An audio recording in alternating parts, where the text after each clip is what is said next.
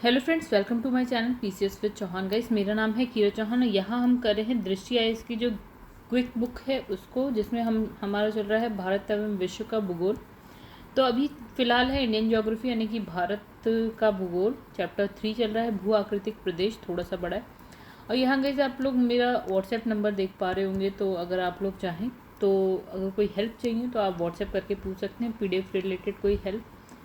Telegram channel पे आपको PDF मिल सकती है। टेलीग्राम का जो लिंक है वो आपको डिस्क्रिप्शन बॉक्स में मिल जाएगा। गाइस, अगर देखिए यहाँ पे है ये syllabus, first second and third chapter हमारे यहाँ पे चल रहा है। तो दोस्तों, अगर आपको वीडियो पसंद है तो वीडियो को लाइक ज़रूर करिएगा एंड चैनल को आपने अभी तक सब्सक्राइब नहीं किया है तो चैनल को सब्सक्राइब कर लीजिएगा और कमेंट करके बताइएगा आप लोगों को मेरी वीडियो कैसी लगती है। अगर कोई सजेशन देना चाहते हैं तो आप बिल्कुल कमेंट बॉक्स में लिखिएगा। और दोस्तों, घटना चक्र की अगर आप पढ़ना चाहते हैं घटना चक्र, तो आप जो है मेरे चैनल की जो प्लेलिस्ट है उसमें जाके घटना चक्र, मतलब जितने भी सब्जेक्ट्स हैं उनकी घटना चक्र आपको वहाँ मिल जाएगी। चलिए अब यहाँ पे स्टार्ट करते हैं, जितना हम कर चुके हैं उससे आगे पहुँचते हैं। तो गाइस, अब हम जा रहे हैं पढ़ने राजस्थान का मैदान। देखिए, अगर हम इसके विस्तार की बात करें कि ये कहाँ से कहाँ तक है, तो गाइस कैसे आप देखेंगे, पश्चिम में इसने कहा, पश्चिम में अरावली पर्वत से लेकर भारत पाकिस्तान की सीमा तक, अरावली से लेकर भारत पाकिस्तान की जो सीमा होगी वहाँ तक, उत्तर में पंजाब हरियाणा के मैदान तक, और दक्षिण में ये है गुजरात के मैदान तक। ठीक है, यहाँ पे आपका पंजाब हरियाणा आ जाएगा, यहाँ पे गुजरात का मैदान आ जाएगा, और यहाँ पे जो पश्चिम में है वो राजस्थान की बात हो जा रही है। ठीक है, और कहाँ से, राजस्थान से भारत पाकिस्तान सीमा तक। इसने कहा राजस्थान का मैदान तथा केंद्रीय उच्च भूमि के बीच अरावली पर्वत क्या है, एक विभाजक रेखा है। मतलब अगर आप भारत का ऐसे करके मैप बनाते हैं तो गैस यहाँ पे ना ये जो राजस्थान का मैदान है और जो ये केंद्रीय उच्च भूमि, उसके बीच में आपको बीच में कहीं विभाजक रेखा की तरह अरावली पर्वत मिल जाएगा। 25 सेंटीमीटर क्या है, समवर्षा रेखा राजस्थान के मैदान में राजस्थान बांगर और क्या है, थार मरुस्थल की विभाजक रेखा है। ठीक है, तो इसने कहा समवर्षा रेखा क्या होती है, जैसे कि आप एक रेखा खींचिए और इस पर लिख दीजिए 25 सेंटीमीटर। मतलब आप अगर इस एरिया में देखेंगे तो यहाँ से यहाँ तक जितना भी जो भी एरिया आएगा उसमें जो वर्षा हो रही है वो 25 सेंटीमीटर है। ठीक है, तो 25 सेंटीमीटर जो समवर्षा रेखा है, इसने कहा राजस्थान के मैदान में क्या है, राजस्थान बांगर और क्या है, थार मरुस्थल का विभाजक है। मतलब ये 25 सेंटीमीटर की जो रेखा है, इसके इधर क्या हो जाएगा आपका थार मरुस्थल, यहाँ पे हो जाएगा राजस्थान बांगर। अब इसने कहा राजस्थान बांगर जो है उर्वर भूमि, मतलब इसको हम क्या बोलते हैं, रोही, याद रखिएगा रोही बोलते हैं। ठीक है, अब इसने कहा कि राजस्थान के मैदान में थार मरुस्थल जो है खनिज तेल, जिप्सम और नमक के भंडार की दृष्टि से एक महत्वपूर्ण क्षेत्र है। मतलब अब ये किसके लिए बात कर रहे हैं, थार मरुस्थल में आपको ये चीज़ें मिल जाएंगी। ठीक है, यहाँ कृषि हेतु क्या है, जल संसाधन के लिए इंदिरा गांधी नहर का विकास हुआ है। इम्पॉर्टेंट बात, कौन सी नहर का विकास हुआ है, सिंचाई के लिए इंदिरा गांधी नहर का। अच्छा, राजस्थान के जो मैदान है उसमें क्या है, सांबर झील जो है भारत की सबसे बड़ी अंतःस्थलीय खारे पानी की झील है। मतलब अंतःस्थलीय मतलब कि बीच में। ठीक है, मतलब ना तटवर्त रेखा नहीं आती है इसमें। ठीक है, बिल्कुल बीच में, मतलब अंतःस्थलीय मतलब लैंड लॉक है। मतलब ये समझ लीजिए कि अगर ये झील है, ना इधर से पानी से कहीं मिल रहा है, ना यहाँ समुद्र से कहीं मिल रहा है, कहीं नहीं मिल रहा। ठीक है, तो ये कहा सबसे बड़ी, भारत की सबसे बड़ी और खारे पानी की झील है। कौन सी वाली है, सांबर झील। इंपॉर्टेंट, याद रखना। लूनी इस नदी, लूनी इस मैदान की एक क्या है, नदी है। मतलब यहाँ से यहाँ पे क्या मिलेगी, एक रिवर बहती हुई मिलेगी जिसका नाम है लूनी। तो इस क्षेत्र में क्या है, पहाड़ियों से घिरे अभिकेंद्रीय अपवाह वाले विस्तृत समतल गर्त को क्या बोलते हैं, बॉल्सन कहते हैं। देखिए, पहाड़ियों से घिरे का क्या मतलब हुआ कि इधर भी पहाड़ी पहाड़ी पहाड़ी पहाड़ी पहाड़ी पहाड़ी पहाड़ी, बीच में ये गर्त है आपका। ठीक है, मतलब ये गड्ढा है। ठीक है, अब इसमें क्या है, इसने कहा अभी केंद्रीय अपवाह, मतलब जो पानी गिर रहा है वो अंदर केंद्र की तरफ गिर रहा है, मतलब यहाँ पे ऐसे करके जा रहा है। ठीक है, तो ये वाला जो एरिया है इसको हम बोलते हैं बॉल्सन कहते हैं। और इसने कहा कि चौरस और प्रवाहित द्रोणी वाली छोटी झीलों को क्या बोलते हैं, पलाया। ठीक है, तो पलाया मतलब ये छोटी झीलें हैं। ठीक है, अब मैंने कहा सांबर झील जो है आपका बॉल्सन का अच्छा उदाहरण है। मतलब जो जैसे इसने कहा ना कि पहाड़ियों से घिरी हुई झील है, तो सांबर झील इसी तरह से, ठीक है, और इसको हम क्या बोलते हैं, बॉल्सन बोलते हैं। अब इसमें ले डीडवाना, कुचामन, सरगोल और अन्य झील जो है पलाया के उदाहरण, ठीक है। तो पलाया के आप रट लीजिएगा, ठीक है, एक बार दो बार पढ़ लीजिएगा, याद हो जाएगा। समस्त मरुस्थलीय क्षेत्र में क्या है, रेतीले टीले बरखान पाए जाते हैं और राजस्थान मैदान का एक बड़ा भाग क्या है आपका, बालू का स्तूप से ढका हुआ है, ठीक है। तो मतलब क्या होता है, बालू का स्तूप सा बन जाता है, ठीक है, हवा ववा चलती है उसकी वजह से, अगर आप देखेंगे तो अब इसमें लिखा है नेक्स्ट आपका है ब्रह्मपुत्रा का मैदान। देखिए ब्रह्मपुत्रा का मैदान आपको कहाँ मिलेगा, ये यहाँ से ऐसे करके अंदर की तरफ जो है ब्रह्मपुत्र नदी आती है, ये अरुणाचल प्रदेश वाला एरिया है, फिर उसके नीचे नागालैंड है, उसके नीचे आपको मणिपुर मिल जाएगा, मिजोरम, त्रिपुरा, ये वाला एरिया है नॉर्थ ईस्ट वाला एरिया। कौन सा गाइस, ये वाला एरिया है नॉर्थ ईस्ट वाला एरिया है, ठीक है। अब देखिए यहाँ पे लिखा है ये मैदान, ब्रह्मपुत्र का मैदान यहाँ पे, ठीक है, नॉर्थ ईस्ट वाले एरिया में। तो इसने कहा ये मैदान जो है ब्रह्मपुत्र और उसकी जो सहायक नदियों के द्वारा अववाहित किया गया क्या है, एक विशाल मैदान का सुदूर पूर्वी भाग है। मतलब इसमें कौन कौन सी नदियों से बना हुआ है, तो ब्रह्मपुत्र उसकी सहायक नदी। और इसने कहा कि और पूरब में ये, तो मैदान का सामान्य ढाल जो है दक्षिण पश्चिम की ओर है। मतलब ढाल जैसे ये होता है ना दक्षिण पश्चिम, मतलब ढाल कुछ इस तरह से, मतलब आप समझ लीजिए मैदान कुछ इस तरह से बना हुआ है, मतलब ढाल इसका इस तरह से, ठीक है। और क्या है, बंगाल की खाड़ी की तरफ है, ठीक है, बंगाल की खाड़ी तो थोड़ा सा नीचे और दक्षिण पश्चिम इस तरह से इसका ढाल है। अच्छा, इसने लिखा है ढाल प्रवणता के कम होने के कारण क्या होता है, इस क्षेत्र में कई नदी द्वीप पाए जाते हैं, जैसे कि आपके माजुली द्वीप। माजुली द्वीप क्या होता है, जैसे कि आपका नदी बह रही है, ठीक है, ये नदी बह रही है। अब बीच में क्या है, एक छोटा सा एरिया है, मतलब लैंड है, मतलब द्वीप है, ठीक है, मतलब मिट्टी है, मतलब जिस पे आप रह सकते हैं, ठीक है, नदी के बीच में, ठीक है, तो ये नदी द्वीप हो गया, ठीक है।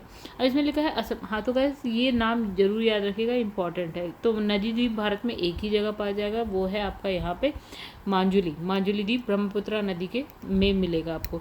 फिर लिखा है असम घाटी के उत्तरी किनारों का ढाल खड़ा, परंतु दक्षिण किनारों का ढाल क्या है आपका, मेघालय की तरफ क्या है, मंद है। मतलब इसने कहा कि अगर ये उत्तर वाली साइड है, मान लेते हैं ये आपकी उत्तर वाली साइड है, ये दक्षिण वाली साइड है, तो ढाल कैसा है, ऐसा है।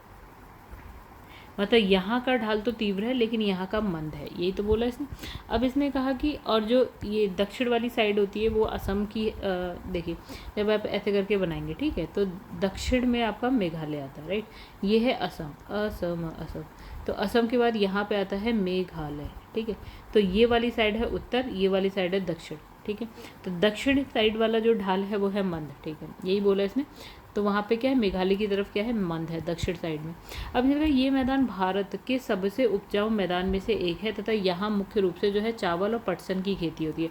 तो किसकी, चावल और पटसन की। ब्रह्मपुत्र मैदान के कुछ भागों में सहायक नदियों द्वारा निर्मित जो शंकु हैं उसके निर्माण से प्रवाह मार्ग जो है अवरुद्ध होने के कारण क्या होता है, गोखुर झील, बील, दलदल, तराई क्षेत्र बन जाता है। तो गोखुर झील आप जानते हैं, तो इस तरह से अगर नदी बहने लग गई तो यहाँ से क्या बन जाएगा, गोखुर झील बन जाएगी, बील बनता है, दलदल बनता है, ठीक है। क्योंकि नदी बह रही है, यहाँ पे कुछ अवरोध आ जाता है, तो ये क्या अपना अपना स्थान जो है बदल देती है। तो कहीं पे थोड़ा सा पानी बच जाएगा, ये तराई क्षेत्र भी बन जाएगा, यहाँ पे झील भी आ जाएगी, ठीक है। ये सारी चीज़ें हम देख चुके हैं। अब बात करेंगे हम भारतीय मरुस्थल की, इंडियन डिजर्ट। तो यहाँ पे लिखा है कि 25 सेंटीमीटर वार्षिक वर्षा या उससे कम वाले जो क्षेत्र होते हैं ना, वो मरुस्थल की श्रेणी में आ जाते हैं। मतलब अगर हम बात करें तो देखिए वर्षा कुछ सेंटीमीटर्स में हम देखते हैं, ठीक है। तो इसने कहा अगर 25 सेंटीमीटर या उससे भी कम वर्षा वाला कोई क्षेत्र है तो वो किसकी श्रेणी में आता है, मरुस्थल। तो भारत में अरावली पहाड़ियों के उत्तर पश्चिम और पश्चिम किनारे पर क्या है, बालू के टिब्बों से ढका एक तरंगित मरुस्थलीय मैदान है जिसे हम थार का मरुस्थल कहते हैं। सपोज कि ये अरावली पहाड़ी है, ठीक है। अब इसने कहा अरावली पहाड़ी के उत्तर पश्चिम ये वाली साइड आ जाएगी, पश्चिम ये वाली साइड आ जाएगी, तो इस साइड आपको क्या मिल जाएगा, थार का मरुस्थल मिल जाएगा, ठीक है। अब थार के मरुस्थल का अधिकांश भाग राजस्थान में स्थित है, परंतु कुछ भाग इसका पंजाब में, हरियाणा में, गुजरात में भी है, ठीक है। तो अब ये समझिएगा, इस यहाँ पे एक क्वेश्चन होता है, थार मरुस्थल क्या सिर्फ और सिर्फ राजस्थान में नहीं, ये पंजाब में भी, हरियाणा और गुजरात में भी है। और विश्व के मरुस्थलीय क्षेत्र में सर्वाधिक जन घनत्व जो है थार के मरुस्थल में ही पाया जाता है। मतलब अगर आप विश्व में जितने भी मरुस्थल की बात करें तो उसमें सबसे ज़्यादा जो जनसंख्या का घनत्व है, यानी कि सबसे ज़्यादा जो जनसंख्या रहने वाली है वो रहती है आपकी थार मरुस्थल में। ढाल के आधार पर थार के मरुस्थल को दो भागों में बांट दिया इसने, एक हो गया उत्तरी भाग, एक हो गया दक्षिणी भाग। तो उत्तरी भाग जिसका ढाल कहाँ, पाकिस्तान के सिंध प्रांत में, और जो दक्षिणी भाग है उसका जो ढाल है वो कहाँ, कच्छ के रण में है, जो कि गुजरात में है। ठीक है, तो ये बहुत सिंपल है, कोई बड़ी चीज़ नहीं है। कच्छ के रण को जो है सफ़ेद मरुस्थल भी कहते हैं। क्या बोलते हैं, ये एक क्वेश्चन बन गया, इंपॉर्टेंट हो गया। कच्छ के रण को क्या बोला, सफ़ेद मरुस्थल बोल दिया। और ये क्षेत्र क्या है, नमकीन दलदल से निर्मित है, जो हजारों वर्ग किलोमीटर क्षेत्र में फैला हुआ है, यानी आपको यहाँ पे नमक मिलेगा। ठीक है, अब इसने कहा इस क्षेत्र के अधिकांश नदियों में केवल क्या है, वर्षा के मौसम में ही क्या होता है, जल पाया जाता है। अधिकांश नदियाँ अंतः स्थलीय प्रवाह प्रतिरूप का उदाहरण है, जैसे कि लूनी नदी। अब मतलब इसने ये बोला कि यहाँ पे जो नदी बह रही है ना, उसमें सिर्फ पानी तभी बहेगा जब वर्षा होगी। ठीक है, और इसने कहा मैक्सिमम जो नदी है वो है अंतः स्थलीय प्रवाह प्रतिरूप वाली। इसका मतलब ये हुआ कि नदी ना बहते बहते समुद्र में नहीं गिरती है, वही जाके कहीं पे ज़मीन में ही गायब हो जाती है। ठीक है, तो इसका बहुत अच्छा एक उदाहरण है लूनी नदी, जो बहते बहते चाहती तो अरब सागर में गिर जाती, नहीं, उससे पहले ही वो ख़त्म हो जाती है, सागर में गिरने से पहले ख़त्म। तो इस क्षेत्र की क्या है, भूगर्भिक चट्टानीय संरचना प्रायद्वीपीय पठार का एक विस्तार है। मतलब इसकी जो भूगर्भिक चट्टानी संरचना है वो कैसी है, वो प्रायद्वीपीय पठारी आगे बढ़ के यहाँ तक पहुँचा हुआ है, किंतु यहाँ की धरातलीय स्थलाकृतियाँ भौतिक अपक्षयन और पवनों द्वारा निर्मित होती हैं, जैसे रेत। मतलब यहाँ पे आपको क्या मिल जाएगा, रेत के टीले मिल जाएगा, बरखान मिल जाएगा, छत्रक मिल जाएगा, ये सारी चीज़ें आपको देखने को मिल जाती है। क्यों, हवा चलती है या भौतिक अपक्षय होता है, इसकी वजह से। अब देखिए नेक्स्ट आता है आपका प्रायद्वीपीय पठार। ठीक है, तो गाइस देखिए हमने यहाँ पे ब्रह्मपुत्र का मैदान भी पढ़ लिया था, जो इस साइड था। ठीक है, उसके ये जो 2 नंबर लिखा हुआ है, फिर हमने अभी राजस्थान वाले भी पढ़ लिया। अब हम जा रहे हैं प्रायद्वीपीय पठार पढ़ने, ये रहा आपका 4th नंबर पे जो है। तो वैसे ऐसा देखिए, ये हिमालय, फिर ये उत्तर का मैदान है, उत्तर का मैदान, उसके बाद आ जाता थोड़ी सी ऊंचाई पे ये होता है आपका प्रायद्वीपीय पठार, मतलब ऊंचाई पे है। ठीक है, अगर हम इसकी हिमालय की ऊंचाई की बात करें 8 किलोमीटर के आसपास हो जाती है। ठीक है, अगर पठार की बात करें तो ये 1 किलोमीटर या 1.5 किलोमीटर के आसपास ही रहता है ऊंचाई पे, तभी यहाँ पे आपको थोड़ा पहाड़ जैसे दिख जाते हैं, हालांकि ये पठार है। ठीक है, तो हम अब यहाँ पहुँचे। अब देखिए भारत के प्रायद्वीपीय पठार क्या है, एक अनियमित त्रिभुजाकार आकृति वाला भूखंड है। अभी हमने जब वो देखा था फोटो में, अभी आप दोबारा देखिए, इस तरह से था। ठीक है, त्रिभुजाकार। इसका विस्तार उत्तर पश्चिम में अरावली पर्वतमाला, दिल्ली, पूर्व में राजमहल की पहाड़ी जो कि आपको यहाँ छोटा नागपुर में मिल जाएगी, पश्चिम में गिर पहाड़ियाँ, दक्षिण में इलायची यानी कि कार्डमम पहाड़ियाँ, जो कि नीचे आपको केरल तमिलनाडु वाली साइड पे मिल जाएगा, उत्तर पूर्व में शिलोंग, ये आपको मेघालय में मिल जाएगा, फिर है कार्बी एंगलोंग पठार तक है इसका विस्तार। ठीक है, तो आई होप इतनी सी बात आप समझे होंगे। देखिए हम समझते हैं कैसे।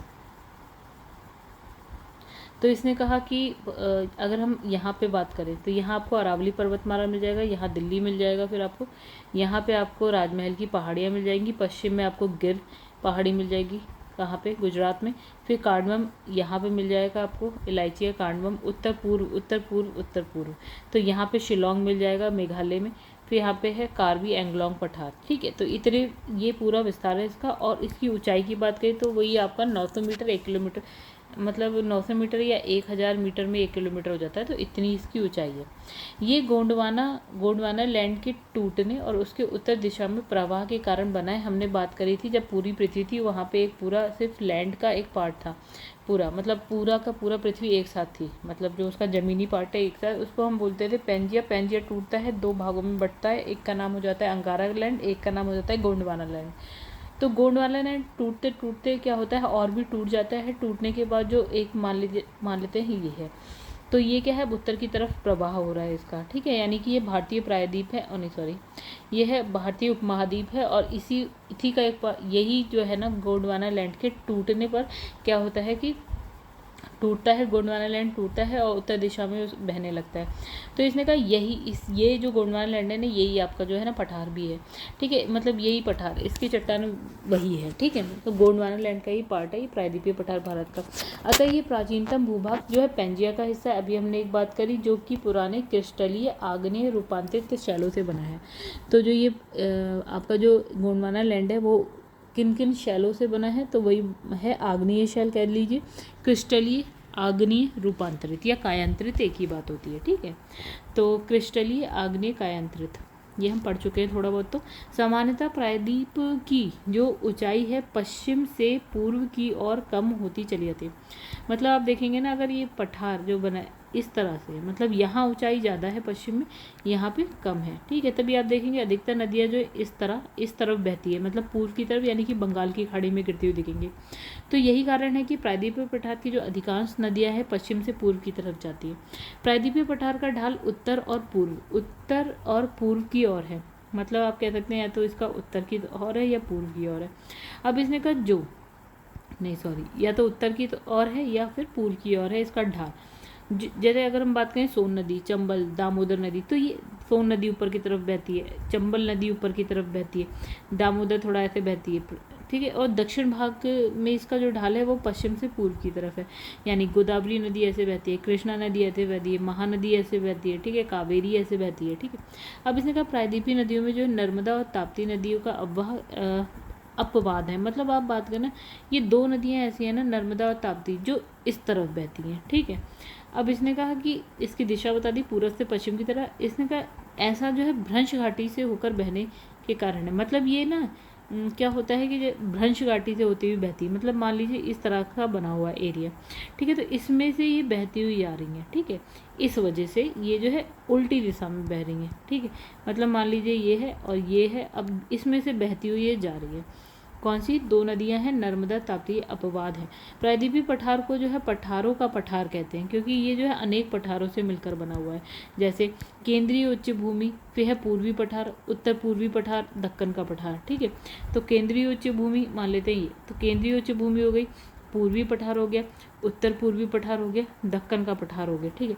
अब आगे बढ़ते हैं। गुजरात की प्रमुख पहाड़ियों की अगर हम बात करें तो कच्छ पहाड़ी सभी लोग जानते हैं गुजरात में, गिर पहाड़ी गुजरात में, ये भी मांडवा पहाड़ी हो गया, बरदा पहाड़ी हो गया, गिरनार पहाड़ी। तो कहे रट लीजिएगा, इंपॉर्टेंट है, मतलब ऑलमोस्ट सारे हैं। कच्छ भी इंपॉर्टेंट है, मांडव भी इंपॉर्टेंट है, गिर भी है, गिरनार भी है, फिर बरदा भी है, सारे ही हैं, ठीक है।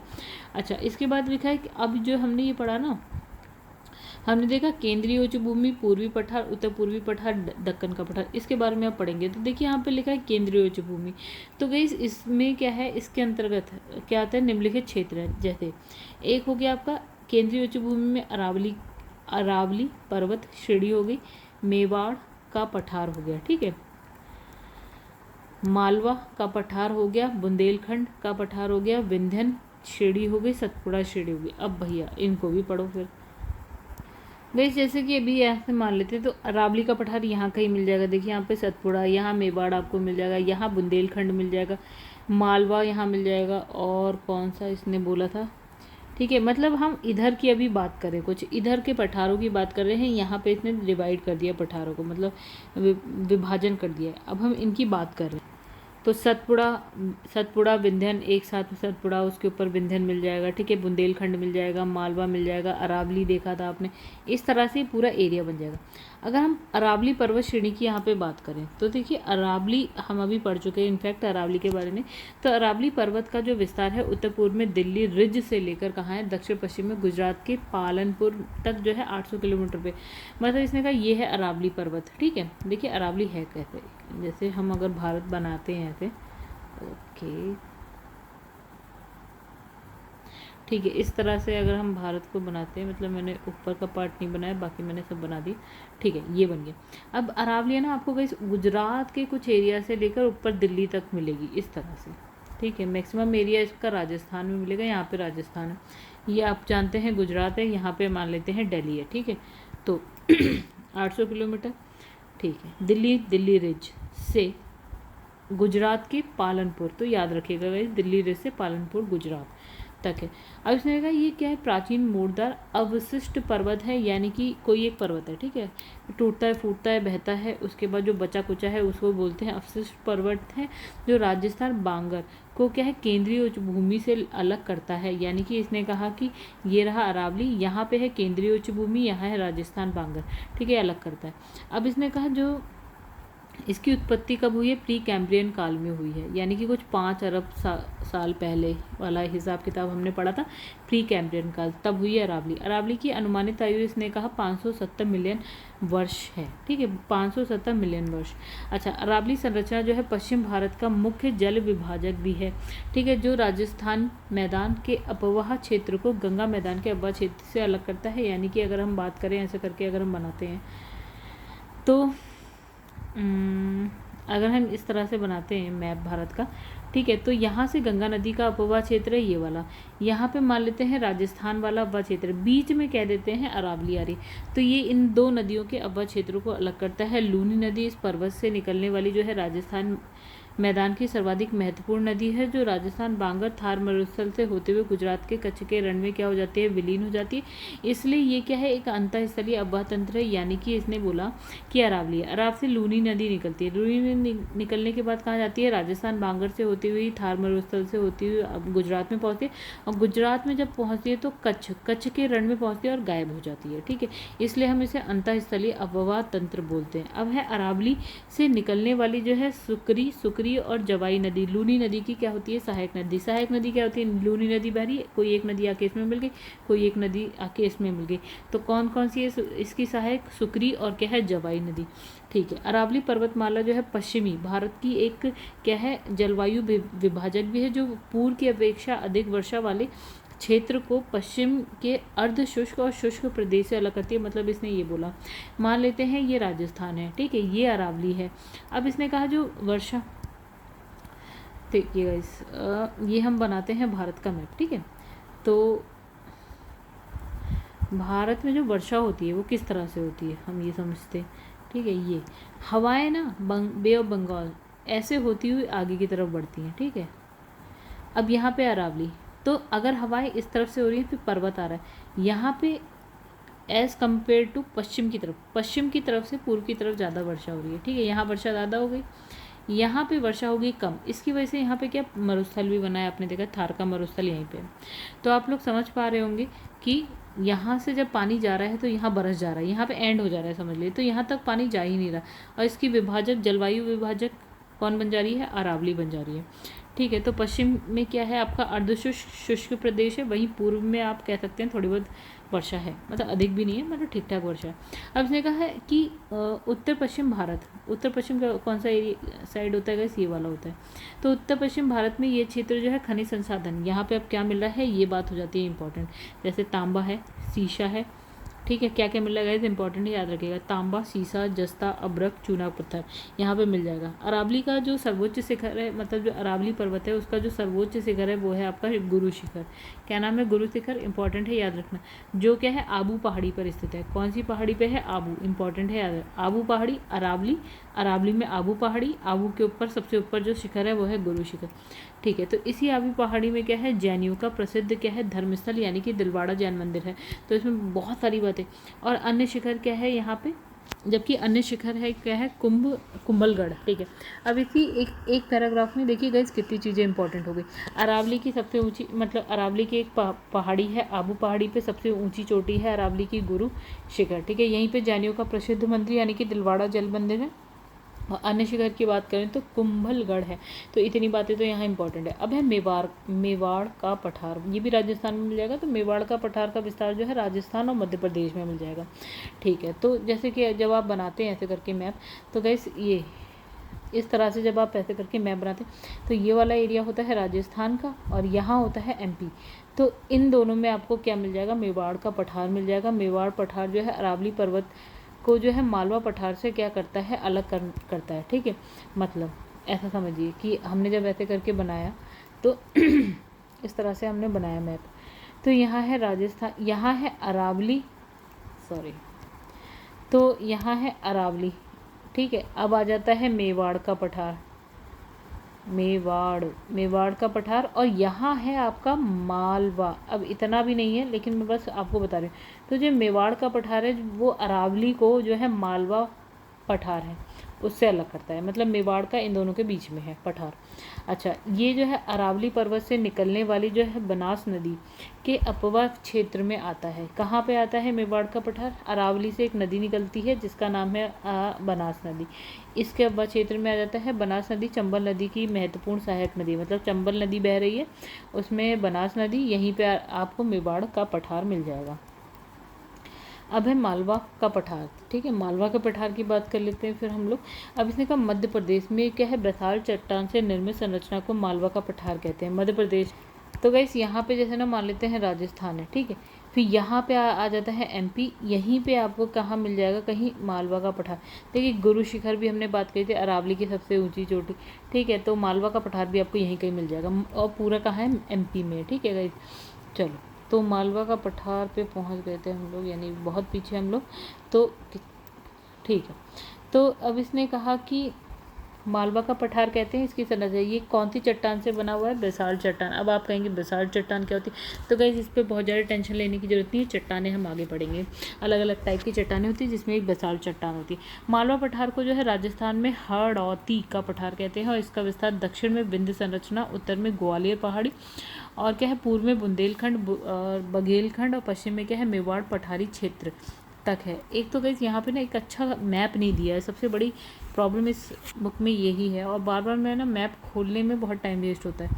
मतलब इसने कहा कि अगर ये मेवाड़ का पठार है, ठीक है, तो इसने कहा जो ये मालवा का पठार है, इसने इसके दक्षिण में क्या है आपको विंध्य संरचना मिलेगी, उत्तर में आपको ग्वालियर की पहाड़ी मिलेगी। कहाँ पे है, एमपी में, विंध्य भी आप एमपी में मैक्सिमम मान के चलो, और फिर यहाँ पे इसने कहा कि पूर्व में आपको बुंदेलखंड बघेलखंड मिलेगा, ये आपको एमपी और किसके बीच में मिलता है, उत्तर प्रदेश के, ठीक है, और पश्चिम में आपको मेवाड़ पठार मिलेगा, ये हमने पढ़ लिया राजस्थान में आता है, और अब एमपी में भी आता है। अब यहाँ क्या है, बसाल्ट चट्टान का क्या होता है, अपक्षय होता है, जिसके कारण क्या होता है, काली मृदा का विकास होता है। ठीक है, यानी कि यहाँ पे अपक्षय का मतलब क्या है कि मतलब कि बारिश से, हवा से जो वहाँ पे पठार है वो टूटने फूटने लगता है। ठीक है, तो जो बेसाल्ट चट्टान है वो टूटने फूटने लगती है, जिसकी वजह से मिट्टी बनती है, जिसको हम बोलते हैं काली मिट्टी। अब इसलिए जो मालवा का पठार है ना वो कपास की कृषि के लिए इम्पोर्टेंट हो जाता है, यानी कि ठीक होता है, अच्छा होता है, क्योंकि काली मृदा में कपास होती है। ठीक है, अब इसने लिखा चंबल हो गया, नर्मदा, ताप्ती, यहाँ की जो है प्रमुख नदियाँ कौन कौन सी, चंबल नदी, नर्मदा, तापी। देखिए चंबल नदी जो है इस पठार में ऐसे करके ऊपर की तरफ जाती है, लेकिन जो नर्मदा नदी है वो इस तरफ जाती है, ताप्ती नदी इस तरफ जाती है। चंबल नदी घाटी भारत में जो है अवनालिका अपरदन से जो है सर्वाधिक प्रभावित है, और जिसे हम बीहड़ या उत्खाद भूमि कहते हैं। ठीक है, देखिए जो चंबल क्षेत्र होता है ना वहाँ पे चंबल नदी बह रही, अब ये क्या करती है ना, वहाँ की मिट्टी को काटती जाती है और नालियों की तरह शेप बनती जाती है। तो यहाँ पे नालियों की तरह, और यही नालियाँ जब बड़ी बड़ी सी हो जाती हैं, क्योंकि देखिए नदी की वजह से नालियाँ बनती हैं, नदी बहती हुई जाती है, तो जब बड़ी बड़ी हो जाती है तो क्या होता है कि पूरी की पूरी जो भूमि है ना वो ऐसी आपको कटी पटी दिखाई देगी। ठीक है, खराब, बिल्कुल बेकार, उसको हम बोलते हैं बीहड़, या फिर हम बोलते हैं उत्खाद भूमि। उपजाऊ होती नहीं है क्योंकि यहाँ पे कुछ उगा नहीं पाएंगे आप। अब यहाँ पे है बुंदेलखंड का पठार। देखिए यहाँ पे क्या है, इसका विस्तार देखिए, ग्वालियर का पठार और जो है विंध्याचल श्रेणी के बीच में मध्य प्रदेश उत्तर प्रदेश राज्य में आता है। मतलब आप ऐसे करके मैप बनाएंगे ना, तो यहाँ पे आपको मिलेगा एमपी, यहाँ पे मिलेगा यूपी, तो आपको यहाँ बीच में कहीं मिल जाएगा बुंदेलखंड। ठीक है, तो इसने कहा इसके अंतर्गत गाइस मैप खोल के बैठिएगा बिल्कुल ज़रूर। ठीक है, अब इसने कहा इसके अंतर्गत उत्तर प्रदेश के 7 जिले आ जाते हैं, जैसे जालौन, झांसी, ललितपुर, चित्रकूट। गाइस चित्रकूट पता है, जब आप रामायण देखी होगी आपने, रामायण, ठीक है, तो रामायण जब आपने देखी होगी तो आपको पता है कि भगवान राम सबसे पहले मतलब जब वनवास के लिए जाते हैं तो यहीं जाते हैं। ठीक है, तो फिर है जालौन, झांसी, तो ये यूपी में है। जालौन, झांसी, ललितपुर, चित्रकूट, हमीरपुर, बांदा और महोबा, ये आपके यूपी के ज़िले। और मध्य प्रदेश का इस एरिया में कौन सा, दतिया जिला है, निवाड़ी है, टिकमगढ़ है, आपका छतरपुर, पन्ना, दमोह, सागर और विदिशा, ये एरिया आ जाते हैं। ठीक है, तो थोड़ा बहुत एक बार 2-4 बार पढ़ लीजिएगा, ऐसा नहीं है कि रट के बैठ गए सारे। ठीक है, पढ़ लीजिएगा, एक नज़र रखिएगा इस पे कि कौन कौन से ज़िले। अब यहाँ की चट्टान, यहाँ के ग्रेनाइट और नीच चट्टान मिलेगी, ठीक है। इससे इन चट्टानों में क्या होता है, अपक्षय होता है, अपरदन होता है, यानी टूट फूट होती है और बह जाती है मिट्टी बिट्टी, ठीक है, जिसकी वजह से यहाँ की जो मृदा है, आप यहाँ पे किस टाइप की मृदा का निर्माण होगा, लाल मृदा का। अच्छा, बुंदेलखंड के पठार में क्या है, यमुना की सहायक यानी कि चंबल नदी के द्वारा बने जो महाखंडों को उत्खात भूमि कहते हैं। फिर वही वाली बात, अब नालिका पर्दन वाली उत्खात भूमि, ठीक है। तो ये कौन सी नदी कर रही है, ये सारे काम कर रही है चंबल नदी ने, पूरी की पूरी भूमि को बर्बाद कर रखा है, ठीक है। अब इसने कहा कि बुंदेलखंड क्षेत्र जो है सूखा प्रभावित क्षेत्र, लो वर्षा भी नहीं हो रही यहाँ पे, और केंद्रीय उच्च भूमि का आर्थिक दृष्टि से एक पिछड़ा क्षेत्र है, मतलब ये बेकार क्षेत्र है, मतलब यहाँ पे आर्थिक दृष्टि से आप इसमें कुछ भी नहीं कर सकते। मध्य प्रदेश और छत्तीसगढ़ की सीमा पर स्थित जो है बघेलखंड, देखिए अभी तक हमने, देखिए नाम बड़ा कंफ्यूज करते हैं, यहाँ है बुंदेल, ठीक है, बुंदेलखंड यूपी मध्य प्रदेश के बीच में। अब ये है बघेलखंड, बघेलखंड एमपी और क्या है, छत्तीसगढ़ के बीच में आ जाएगा। इनफैक्ट एक समय ऐसा था, सन 2000 से पहले एमपी छत्तीसगढ़ दोनों एमपी ही थे, ठीक है। तो एमपी छत्तीसगढ़ के बीच में आपको बघेलखंड का पठार मिलेगा, और एमपी और यूपी के बीच में बुंदेलखंड का, बुंदेलखंड अलग है, बघेलखंड अलग है। तो केंद्रीय उच्च भूमि को जो है पूर्वी पठार से ये अलग करती है, मतलब इसने कहा ये केंद्रीय उच्च भूमि है, यहाँ पे है बघेलखंड, यहाँ पे है पूर्वी पठार। तो ये बघेलखंड क्या करती है, केंद्रीय उच्च भूमि को जो है आपका पूर्वी पठार से अलग करती है। चलो इतनी सी बात है, बघेलखंड इतना इंपॉर्टेंट नहीं रहा। फिर है विंध्य श्रेणी, देखिए ये कहाँ पे आती है, तो गाइस यहाँ पे आपको मिल जाएगी ना, देखिए ये पूरा एमपी वाला एरिया है, तो यहाँ पे आपको मिल जाएगी विंध्य पठार, विंध्य का पठार, विंध्य पठार या विंध्य भूमि मिल जाएगी, ठीक है। चलो अब इससे पढ़ लेते हैं थोड़ा, विंध्य नहीं विंध्यन। चलो इसका विस्तार जो है गुजरात से लेकर एमपी, उत्तर प्रदेश, बिहार, छत्तीसगढ़, ये सारा है। जब आप ऐसे करके बनाएंगे तो गुजरात के बाद यहाँ पे आप मान लो एमपी, ठीक है, ऐसा तो नहीं है, थोड़ा सा यहाँ से आप मान लो एमपी, ठीक है, उसके साइड में ये भी बहुत बड़ा बना दिया, यहाँ पे आप मान लो यूपी, यहाँ पे मान लो बिहार, यहाँ पे मान लीजिए आप छत्तीसगढ़, CHH छत्तीसगढ़, तो ये वाला एरिया बीच का मान लीजिए, ठीक है। अब इसने लिखा है कि गुजरात में क्या है, जोबट हिल, और बिहार में कैमूर हिल कहते हैं इसको, ठीक है।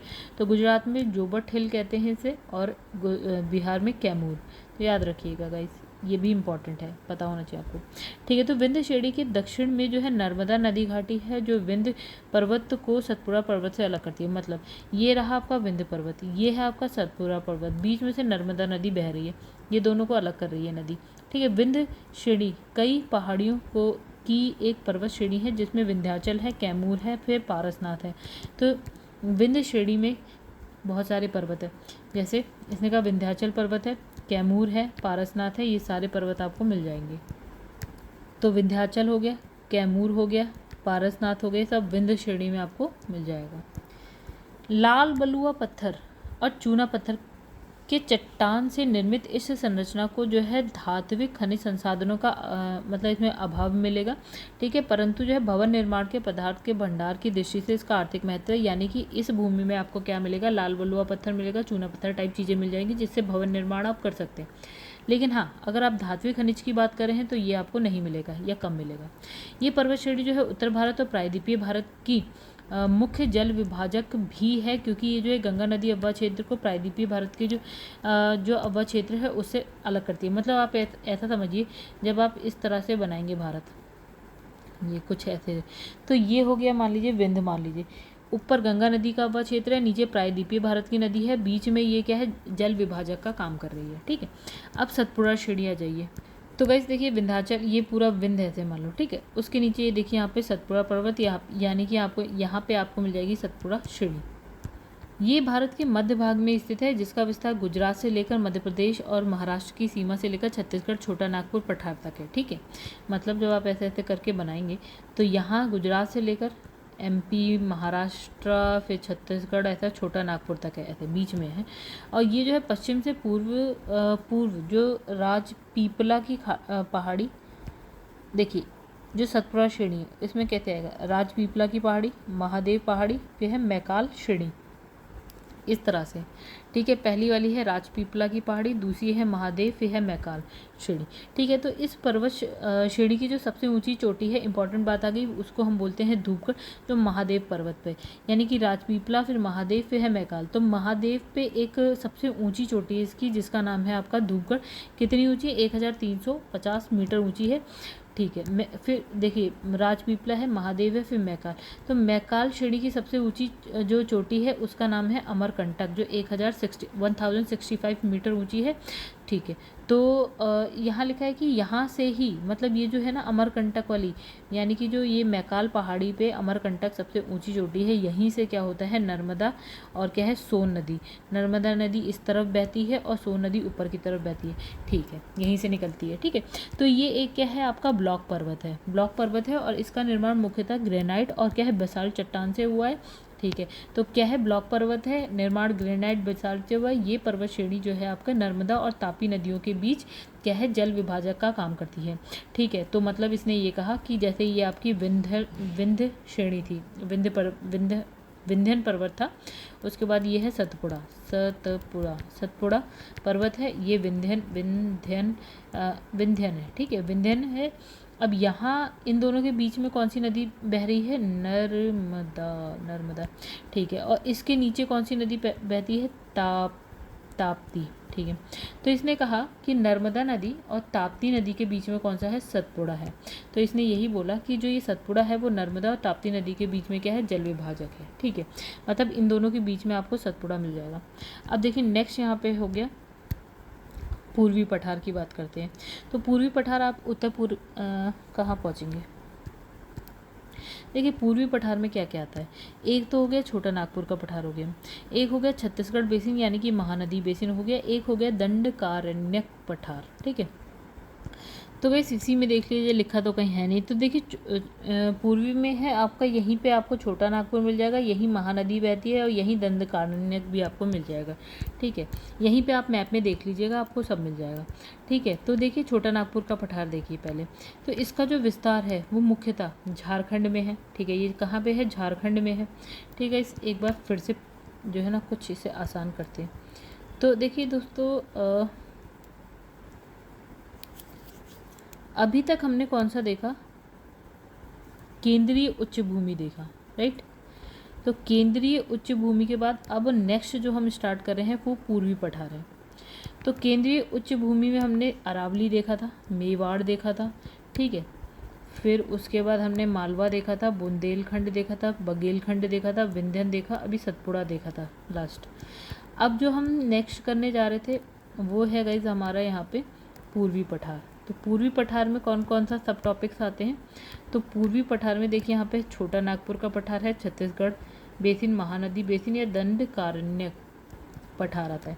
तो सबसे पहले छोटा नागपुर देखिए, ये आपको झारखंड में मिलेगा, इसके अलावा ये बिहार में भी मिल जाएगा, थोड़ा बहुत छत्तीसगढ़ में मिल जाएगा, वेस्ट बंगाल में भी मिल जाएगा, उड़ीसा में भी मिल जाएगा। छोटा नागपुर पठारी क्षेत्र में आता है, ठीक है। ये अब इसने कहा इस पठार के उत्तर पूर्व, अब वैसे ये मत कहना कि ये सब राज्य कहाँ कहाँ है, इतना तो एटलीस्ट मैं मान के चलती हूँ कि आप लोग को पता होगा, ठीक है।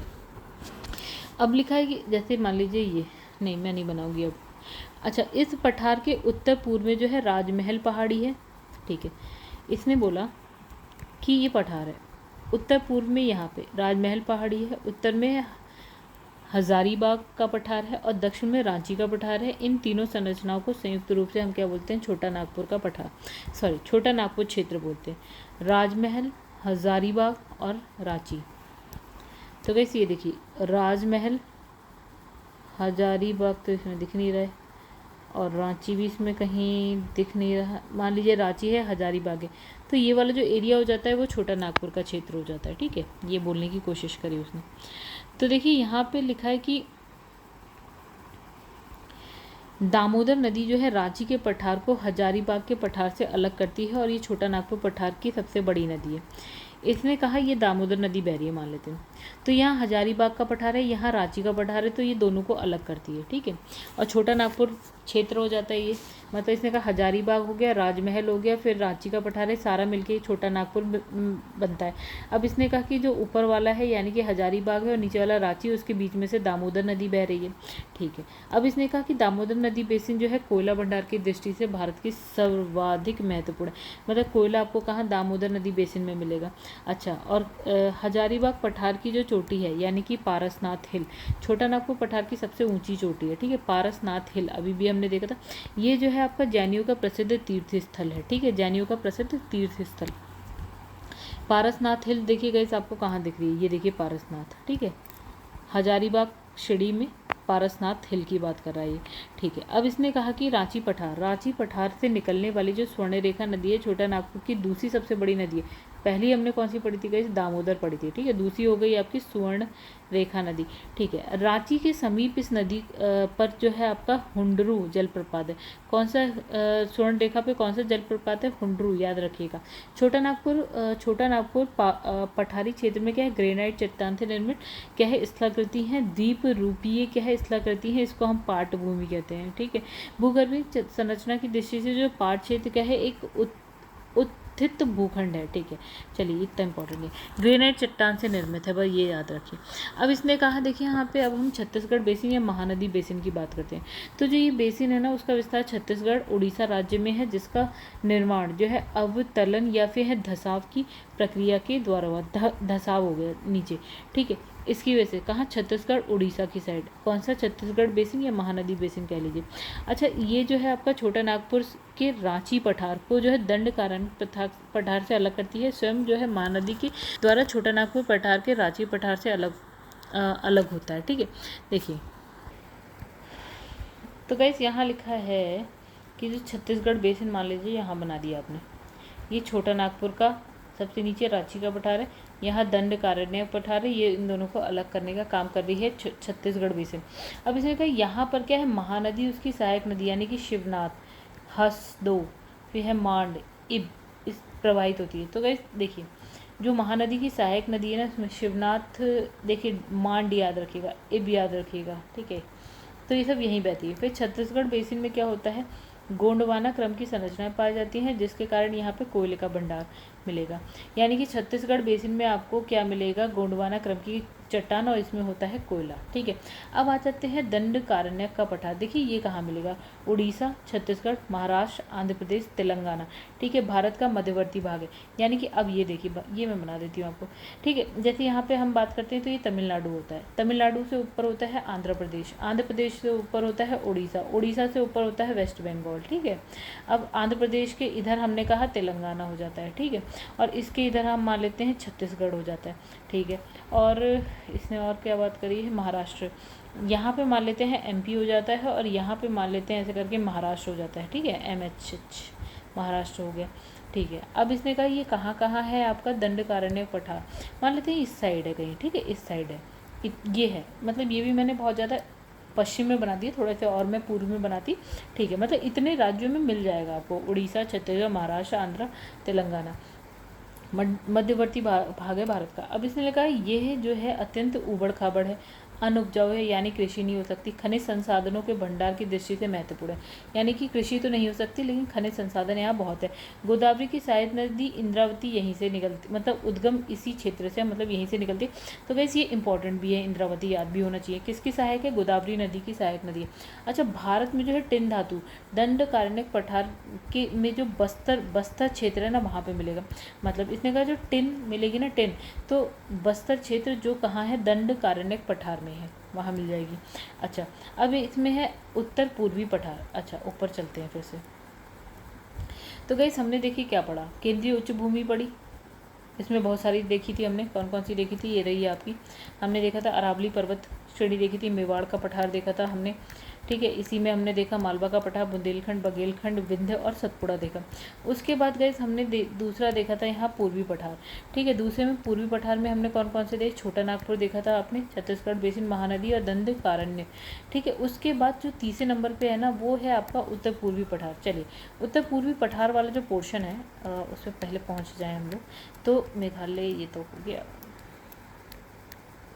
तो वैसे कहाँ गया, हाँ, तो ये रहा उत्तर पूर्वी पठार। इसमें देखिए मेघालय का पठार है, उत्तर पूर्व में मेघालय।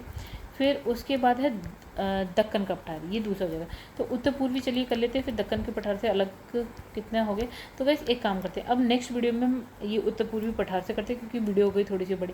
गाइस अगर आपको वीडियो पसंद आए तो वीडियो को लाइक करिएगा, चैनल को सब्सक्राइब नहीं किया हो चैनल को सब्सक्राइब कर लीजिएगा, कमेंट करके बताइएगा कैसा लगा, शेयर करिएगा अपने दोस्तों में अगर आपको पसंद आया तो।